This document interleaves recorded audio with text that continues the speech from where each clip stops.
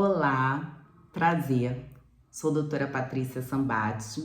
Vou falar hoje um tema muito importante para mim, que conta também um pouco da minha história como pesquisadora, neurocientista e mãe atípica. A ciência, amor e inclusão, um caminho para construir um futuro, onde cada diferença ela é uma potência. Hoje eu vou falar sobre saúde emocional dentro da maternidade atípica. Prazer, sou Patrícia Sambati, mãe atípica, fazendo mestrado em neurociência, dentista, psicanalista, pesquisadora de todas essas áreas. Vamos começar? A importância da saúde emocional dentro da maternidade atípica. Por que esse tema é muito importante? Primeiro, porque a prevalência de diagnósticos de autismo, de diagnóstico de neurodivergência, a cada ano está maior, cada vez cresce mais. E não é por causa de que hoje nós temos inteligência artificial, temos mais concentração de artigos científicos sendo divulgados de uma forma mais fácil devido às redes sociais. Sim, isso soma, mas já está comprovado cientificamente que existe uma alteração genética nesse processo evolutivo devido ao que? A nossa neuromodulação. Nós fomos nos readaptando geneticamente, criando realmente esse genoma com traumas, que também houve o lado positivo, porque toda a minha análise que eu verifiquei do mapeamento genético da nossa população, elas, de uma certa forma, dependendo das neurodivergências, elas também existem um potencial positivo. São altamente inteligentes, são altamente bondosos, existe uma adaptação ao meio que vai ser feita e construída, mas existe também o lado ruim, que são as dificuldades, a adaptação, que é o problema que nós estamos passando neste momento atual da humanidade. Por isso é tão importante hoje nós, psicanalistas, falarem, neurocientistas, falarem e expor porquê dessa grande concentração de neurodivergentes nascendo nesse século até o final. Por aí que vai vir outros, senão a população toda será neurodivergente. Tem uma taxa nova que eu publiquei no meu livro, mas que está para 30 crianças que nascem, é neurodivergente. Se a gente for falar no neurodivergente geral, TDAH, autismo, juntando todos, só do autismo é 1 para 30. É muita criança neurodivergente nascendo, ou seja, nós temos sim uma transformação genética no nosso DNA. Mas vamos deixar isso para falar no congresso do Conteia. Hoje nós vamos falar sobre a emoção das mães atípicas. Bom, então já falamos da prevalência, agora eu vou falar da sobrecarga individual. Como é difícil, eu passei por muitos problemas de sobrecarga individual. A gente se sente muito sozinha, frustrada em lidar com o físico, mental e emocional, porque além da rotina do dia a dia, das terapias, a gente não tem um norte. Várias vezes eu fui em vários médicos para tentar diagnosticar corretamente o que minha filha tinha, além do TEA, ela tem a síndrome de Down, mas ela tem a trissomia de uma forma muito branda. Então, ela tinha o TEA associado, ela tem o gene 16+, que é o gene que hoje se caracteriza para a inteligência, como que ele ia se manifestar dentro da síndrome de Down. Então, eu fui direto no geneticista, o estudo genético, eu sabia que eu precisava desse mapeamento e nenhum médico clínico cita isso. Então, assim, eu acho que uma das principais direções e nortes é enviar seu paciente, faça um mapeamento genético. Hoje o laboratório mesmo já dá ali todo mapeado. Você pode passar ali pela inteligência artificial e vai desmembrar ali todos os genes de possíveis indicações neurodivergentes que aquela criança possui. Facilita no diagnóstico, facilita dar um norte para aquela mãe, iniciar os tratamentos, o que ela pode ter de dificuldades futuras. E nesse processo de sobrecarga invisível, a gente não vai percebendo que é quanto que a gente vai se maltratando, porque a gente vai tendo que acompanhar as crises de saúde. Eu larguei minha empresa na época e que eu sabia que só eu poderia cuidar da minha filha pessoalmente, diretamente. Eu queria participar do crescimento da Isabela até para ela ser uma criança o mais adaptável possível. Então, eu me sobrecarreguei muito, muito. Então, outro impacto muito importante que a gente passa é o impacto familiar sistêmico. Aqui é uma situação muito agravante. Eu vou até desmembrar assim para vocês, porque eu passei por situações dentro de grupos de família da PAI, Nitidal, de outros grupos gigantes, um total assim de 53 mil mães atípicas. Olha quantas mães atípicas existem já somente no meu estado do Rio de Janeiro, no Brasil. Se teve 53 mil pessoas contando mais ou menos todos os grupos, imagina quantos pacientes neurodivergentes não possuem. É muita gente. Então é um grupo muito grande que deve ser olhado pela ciência, deve ser estudado, deve ser observado e deve ser tratado, porque nós fazemos parte da sociedade transformadora desse meio que deve ser modificado e tratável. Quando eu verifiquei isso, eu verifiquei que quase todas as mães que estão ali, acho que 100% delas, possuem pânico, ansiedade, burnout. A gente fala que é sistema de alerta. Sistema de alerta, que é o de vigia que a gente tem no nosso corpo, ele fica sempre em alerta. Esse sistema, ele é o sistema do hipotálamo, que a gente fala, que são as janelas de defesa, de regulação. E esse sistema de alerta tem um estudo científico que eu citei, que é do Celton 2010, que ele compara o nível de cortisol dessas mães atípicas com o nível de cortisol dos soldados de guerra dos Estados Unidos, que foram para o Oriente Médio. E, por incrível que pareça, o artigo científico provou que a gente possui o mesmo nível de cortisol desses soldados de guerra, ou seja, são níveis altíssimos de estresse, de ansiedade, de depressão.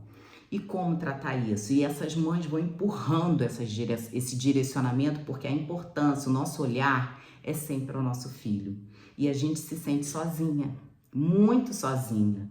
Muitas vezes o cônjuge está trabalhando e quando não está, muitas dessas mães perdem os casamentos, muita gente se afasta e a mãe nunca se afasta. A mãe está ali presente, 24 horas para aquela criança. Eu perdi assim até a noção de quantas noites eu passei com a minha filha no hospital e o meu marido não podia porque estava trabalhando, então a gente vai sentindo sozinho, isso porque eu tenho meu marido, mas eu vi que a grande maioria, assim 60%, 70% perdem e ficam sozinhas, e quando precisam da ajuda até da família, existe um afastamento de medo, preconceito, eu não sei lidar com essa situação. Você ouve absurdos, até de igrejas, eu vi mães que tiveram relatos que saíram das igrejas porque se sentiram culpadas por ter tido um filho atípico, né? Foi falado isso para elas.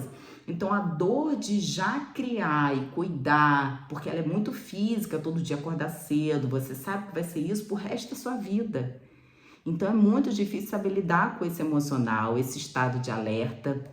E essas mães passam por isso e acabam não buscando ajuda, por vergonha, por N situações, elas acabam não buscando ajuda, por falta de dinheiro também. Eu vi muito isso nos grupos, por falta de recursos, e ali acaba virando meio que uma família. Então vamos falar agora um pouquinho sobre a repercussão emocional, né, e social. Aonde a ciência entra? Entra como cura e tratamento, né? Onde pode nos ajudar, né, neste controle? A importância dessa rede de apoio. Então, quando vocês pegam um paciente que você verificou que é de uma família típica, já verifica esse apoio. Escola, família, instituições, empresa onde ela trabalha. Dá essa rede de apoio para ela, sabe? Para essa mãe, olha, você não está sozinha, entendeu? Vamos buscar uma rede de apoio, vamos buscar um diálogo, isso é muito importante. E dentro das terapias, o que eu verifiquei que é mais importante são as ferramentas práticas de regulação. Então, todos nós, neurocientistas, pesquisadores, psicanalistas, psicólogos, médicos, dentistas, fisioterapeutas, tratamento de regulação rápida. Quando você recebe esse paciente, a gente sabe que existe traumas que não é só daquilo ali, que vai precisar trabalhar suas crenças limitantes, seu passado, sua criança interior. Mas aquela mãe, naquele momento, ela está muito doente. Ela está em estado de guerra, de um soldado de guerra. Eu citei isso no meu livro, que é o Guia para a Família Típica. Eu vou botar o link no final, para quem tiver interesse. Mas eu vou citar aqui uma parte do meu livro que eu citei. Eu tive uma passagem como dentista na aeronáutica. E eu fui dentista de CTI, um dos primeiros grupos de dentista de CTI. E o meu treinamento militar, infelizmente, foi muito difícil. Não é, eu sei que não é padrão das Forças Armadas ter um treinamento puxado para a equipe de saúde. Mas infelizmente eu peguei, né, uma equipe que me treinou, que treinou todos os meus colegas de uma forma muito agressiva e que teve até repercussão dentro, né, do militarismo. Saí muito decepcionada, cheguei chorando, ainda não tinha Isabela, foi 10 anos antes da Isabela nascer. E eu fiquei muito chateada, fui para o hospital, trabalhei dentro do hospital, aprendi muito dentro da aeronáutica na área de saúde, tive a formação de CTI e não tinha essa formação ainda para dentista, fui uma das primeiras a recebê-la. Então tive também minhas gratificações, sou grata às Forças Armadas por isso, né? Teve até uma sindicância por causa desse tratamento e eu achei ali realmente que tinha sido a minha maior dificuldade da minha vida. Falei, não, pronto. Se eu passei por isso, eu sobrevivi, nada pior pode acontecer na minha vida. Mas a vida estava me preparando, né, para a minha maior adversidade e também para o meu maior amor do mundo, que é a Isabela. A Isabela é para mim, assim, eu me jogo na linha do trem pela minha filha. É um amor tão forte, tão incondicional que transcende, sabe? Porque você sabe que você está cuidando de uma criança neurodivergente que precisa de você, de apoio, e vai precisar de você para ter autonomia.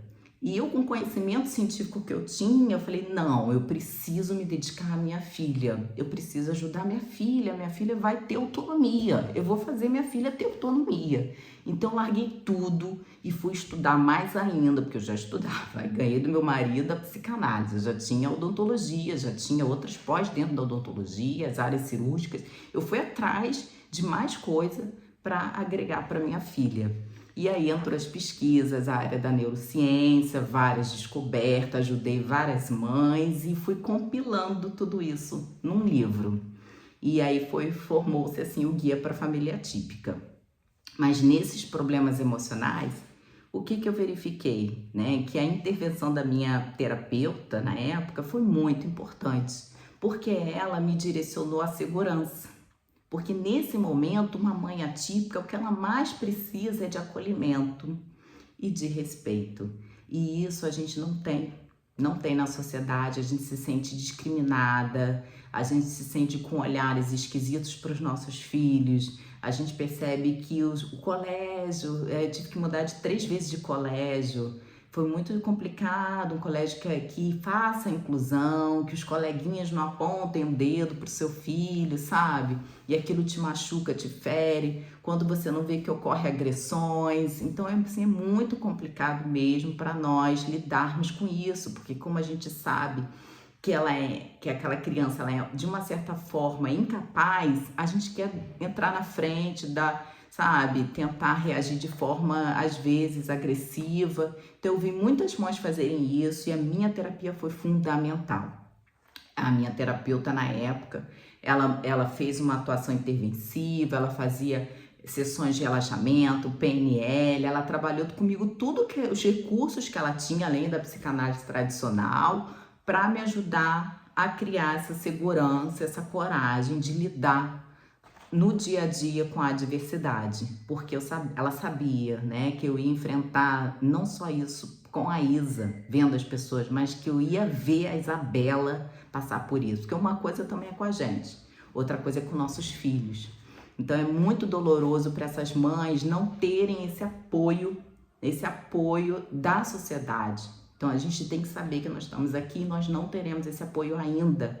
Infelizmente, tudo isso é muito incipiente. As instituições ainda agem de forma incipiente, o sistema age em forma incipiente, a justiça tendo as leis. Eu só tive gasto, eu entrei em vários processos de inclusão, porque não dá para citar aqui todos, né? Mas um deles foi a proibição de eu ter minha cuidadora pessoal, tinha laudo médico, minha filha precisou de uma das escolas entrar com cuidadora, porque ela tinha medo das pessoas, porque ela sofreu bullying.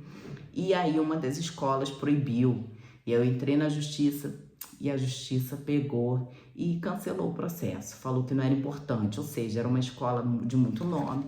E eu só queria que a minha filha estudasse com a cuidadora dela conforme a lei. Né? Além da mediadora, ela precisava da cuidadora pessoal. Até eu ir para uma outra escola que na mesma hora sabia da lei, aceitou e ela está até hoje e ajudou muito. A Isabela hoje tem toda a autonomia por causa da AC, que é a cuidadora pessoal, porque a mediadora só é mediadora de ensino. E essas situações até tem que ter ajuda também, uma ajuda de um direcionamento de um advogado. É muito legal também o terapeuta saber se informar um pouco sobre isso, porque muitas mães chegam, né, na terapia e não sabem de nada, não conhecem, se sentem perdidas, para onde eu vou, que caminho eu sigo? E já que às vezes quer logo um processo, não, às vezes uma carta de acordo já funciona, você já consegue, né, algum norte, uma direção, a instituição já aceita, né, do que você logo, né, recebeu, fechado as portas. Então, assim, foi muito difícil, né, muito difícil mesmo. Eu sofri muito, até para publicar o livro eu sofri. Eu tive que trabalhar internamente todos os meus traumas, aceitar e saber também que eu ia ouvir críticas, né? Mesmo sendo cientista, pesquisadora, ter todo um potencial de pesquisa, de formação, eu sabia que eu ia sofrer preconceitos o tempo todo, porque as pessoas realmente têm preconceito com a inclusão. A gente é realmente excluído da sociedade.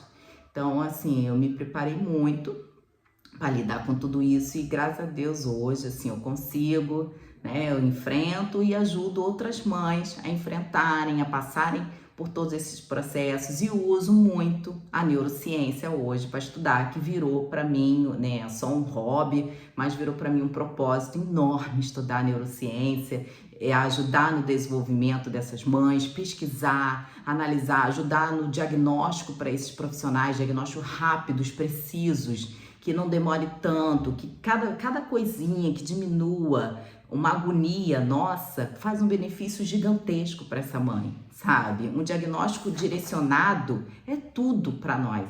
Enquanto que várias vezes você fica naquelas pesquisas e aquilo é torturante, sabe? Para aquela mãe é torturante aquilo, porque ela não sabe para onde ir, que direcionamento. Então essa função de direcionar é nossa, de profissionais da área de saúde. Nós temos que saber direcionar bem nossos pacientes, diagnosticar rápido, precisamente, vai ajudar emocionalmente muito essas mães que vivem igual soldados, tá bom? Então vamos continuar aqui. Agora eu quero falar um pouco, já meio que pro final, aonde fica a felicidade, né? Estamos falando de um congresso sobre felicidade. E eu quero falar um pouquinho aonde se encontra a felicidade para essas mães atípicas, né? A felicidade, como vocês sabem, ela é uma palavra que ela está no singular. É um estado emocional que está no singular. E é um estado que deve ser alcançado. É muito mais, fala muito mais de dentro do que de fora, né? Vocês todos sabem que é muito mais de dentro. Então, ela precisa ser trabalhada dentro da psicanálise para você encontrar momentos felizes. Mas uma das grandes oportunidades de alcançar esse estado, ele está em situações de adversidade. Vários artigos científicos que eu li, né, durante esses 7 anos da minha filha, falam exatamente isso, de traumas através da adversidade. E grandes traumas de adversidade geram grandes pessoas tratadas. Quando elas se tratam, essas mães ganham uma coragem, elas ganham uma modulação neuronal que leva isso para os seus ancestrais, leva isso para o seu filho, mãe tratada, filho curado. E isso é uma prova, eu sou a prova viva disso, sabe? Eu sou a prova viva, eu fui tratada emocionalmente e vi a coragem que eu tinha, que eu tenho, sabe? E que estava lá, escondida na minha criança interior, se preparando para ser mãe atípica. Então, vocês são importantíssimos, tá? Eu acho que vocês é a base dessas mães, desses pacientes. Estas mães, elas possuem uma força de transformação, que elas mesmas se subestimam por não trabalharem este emocional, deixando-se sucumbir pelas suas sombras e suas dificuldades. Mas quando se fortalecem nesses laços internos, entendendo o seu externo, trilham caminhos menos torturosos para a vida. O mundo pode trazer dificuldades, mas os obstáculos, você encara ele como você quer. Você acaba tendo grandes respostas, né? Quando você consegue superar seus obstáculos. Você só tem 2 opções: encarar sua realidade de ser mãe atípica e lutar para ver o seu amor maior do mundo se superar e ter autonomia, ou se acomodar com as circunstâncias da vida que ela te deu. Eu não tinha outra alternativa. Ou eu me afundo, ou eu me levanto pela minha filha, por mim, né? Pela minha saúde física, mental e emocional. E assim criou-se um propósito. É uma escolha. Não é fácil essa escolha, porque muitas vezes eu vejo que muitas mães empurram, sabe, esse propósito, com medo de encarar o sistema, de se olhar. Eu acho que o pior é encarar as suas sombras, né? Eu preciso lutar, passar por isso, por esses obstáculos para me transformar. É como uma fênix mesmo. A gente se transforma e é impressionante como os valores, os pequenos valores mudam. Eu mudei muito. Eu falo que assim, a Isabela foi a maior transformação da minha vida como ser humano, sabe? Ela me transforma todo dia. Eu sou grata o tempo todo por ter tido a minha filha. Ela me direcionou meus estudos para um propósito muito maior que me traz felicidade. Ela me direcionou um olhar diferente sobre a vida, sabe? Curtir momentos pequenos com a minha família. O dinheiro só traz conforto. A felicidade está dentro da gente, está nas pequenas conquistas, sabe? A gente vai levar isso da vida. E cada pequena conquista da minha filha, eu me emociono, o meu marido se emociona, sabe? É muito gostoso, é muito gratificante. Essas crianças têm uma força que é fora do normal. Várias vezes eu fui em hospitais, fiquei internada com ela, e a Isabela fazia assim, ó, com a mãozinha para as enfermeiras, dando, porque já estava acostumada a fazer, a ser acessada, fazer um acesso no braço, já estava acostumada a ser entubada. Então, assim, para ela era normal, sabe? Era normal. Então, é muito triste a gente vivenciar isso. E eu vejo às vezes, crianças reclamando, fazendo manha. Eu falo, meu Deus, a minha filha é tão forte, sabe? Obrigada. Obrigada. E ela surpreendia os médicos, surpreendia as enfermeiras. Ela olhava para mim com um olhar tipo assim, mamãe, tô aqui, tá tudo bem. Ela tentava me acalmar com o jeitinho dela. E eu percebi que isso não é só da minha filha. Isso é de todas as crianças. E como neurocientista eu olhava, já olhando um artigo científico, sabe? Porque eu sou muito assim. Aí eu falei, meu Deus, o que deve ter de gene para eles serem assim tão fortes? E realmente no metabolismo eu verifiquei isso, né? Eles são fortes metabolicamente, eles são mesmo. Então são genes que têm grandes potenciais de resistência emocional. Isso é genética, isso é neurociência, isso me estimula o propósito, tem que ser falado, tem que ser dito. Então essas crianças têm muito mais o que nos ensinar, o que nos transformar, do que se adaptar, né? Do que se adaptar.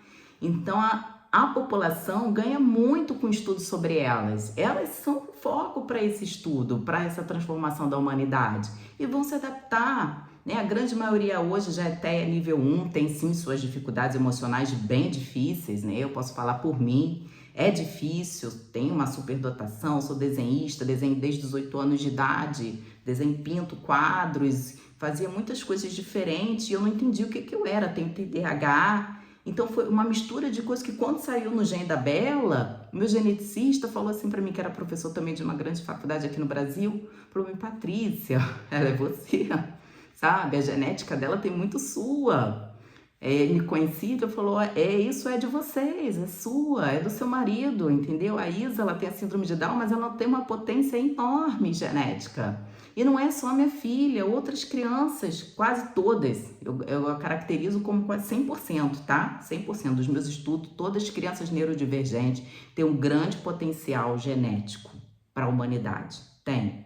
Isso ainda vai ser dito, eles estão se adaptando ao meio, acredito que o TEA 3, 4, agora com a nova divisão, eles tá com maior dificuldade de adaptação, porque também tem que olhar o indivíduo, as suas comorbidades, mas eles são, sim, altamente inteligentes, perceptíveis e bondosos. Bondosos, isso é muito importante se dizer, são bondosos. Mas aonde que fica a felicidade? Fica em descobrir isso tudo. A minha ficou em descobrir isso tudo, sabe? Ficou em olhar para essas crianças e dizer, esse é o meu propósito. Sabe, eu vou tentar mostrar para essas mães uma esperança. Calma, nós somos a primeira leva maciça dessa transição evolutiva genética, que nós seremos exemplo para um futuro onde todos serão neurodivergentes, que eu acredito que vai ter uma potência genética subindo na humanidade, e vai se adaptar. Ela vai subir e vai se adaptar. E essa adaptação neuronal, ela vai ser genética, vai ser manifestada no seu gene. E nós teremos uma população altamente inteligente, altamente centrada, onde vai focar mais no conhecimento, não vai focar muito nas pessoas em relação à fofoca, apontamento, que hoje isso acontece, que nós temos muito do gene do narcisismo no nosso mapeamento genético, infelizmente. E um dos meus artigos científicos que eu estou publicando agora na America Health americana, na revista americana, que está em aprovação ainda, mas deve ser publicado, foi isso. Foi sobre o abatimento dos genes da psicopatia com o aumento do autismo, porque no cruzamento genético o autismo se sobrepõe. Olha que maravilha. Quando eu terminei a análise genética, eu fiquei assim tão surpresa, não é possível, sabe? Mas é ciência, é genética, é estudo, essas crianças vêm para transformar. Então, assim, a gente não vai precisar muitas vezes ter tanta preocupação, né, com esses psicopatas de hoje, porque eu acredito que geneticamente eles serão eliminados, tá? Serão eliminados pelos autistas, mais bem adaptados ao meio, geneticamente equilibrados, sim, geneticamente equilibrados, adaptados, e a gente com um potencial genético muito grande de transformação. Isso é muito bonito e isso está em estudo, não sou só eu, vi outros artigos científicos já também, com grande transformação e direcionada a isso, porque a ciência está provando a cada dia mais. E esse será meu direcionamento ainda de continuação dessas pesquisas no meu mundo para transformar a humanidade. Então, como pesquisadora, sabemos da importância dos estudos relacionados a essas emoções, as suas neuromodulações. Transcende o indivíduo, faz uma verdadeira alteração genética na nossa sociedade. Um ser humano com este potencial de dificuldade tratável é mais uma geração com modelação e genes de expressões fenotípicas equilibradas. Esta é a nossa função. É o nosso objetivo como pesquisadores, cientistas e terapeutas, como profissionais da área de saúde e da medicina integralista. O nosso estudo transforma. São conquistas terapêuticas que transformam o mundo e transcende o ser humano. Então, agora eu quero aqui me despedir, agradecer pela oportunidade de estar participando do Congresso da BeHappy, de falar para todos vocês sobre as minhas pesquisas científicas, falar para vocês que não parem, que é muito importante continuar. Então, minha primeira homenagem é para vocês, para todos vocês que estão aí assistindo o Congresso BeHappy, que são meus colegas de pesquisa e de ciência, que por mais difícil que sejam os obstáculos, desejo que busquem descobertas fantásticas, nos dando norte, direção e resultado científico, transcendendo fronteiras inimagináveis. Esta é a nossa função. Logo, não desistam. Nós somos muito importantes para o mundo. Obrigada. Agora quero agradecer ao professor e doutor Anderson por esta grande oportunidade de palestrar neste congresso tão importante para a troca científica. Pela minha orientadora, professora e doutora Luísa Moura, por acreditar no meu potencial e estudo. A Unilogos University, ao professor e doutor Gabriel Lopes, pela forma como lidar com a ciência e a pesquisa, com tanta ética e comprometimento, buscando sempre propósitos. Gratidão, espero que tenham gostado e vejo vocês no Congresso do Autismo. Prazer! Olá, e para finalizar, esse aqui é o meu livro, Guia para a Família Atípica. Está sendo vendido na Amazon, no mundo todo, tem ele na versão em português e inglês. Espero que vocês curtem, gostem. É um guia, ele é pequenininho, vou botar o QR Code aqui da minha página e o link. É só procurar Guia para a Família Atípica Amazon, tá bom? Obrigada!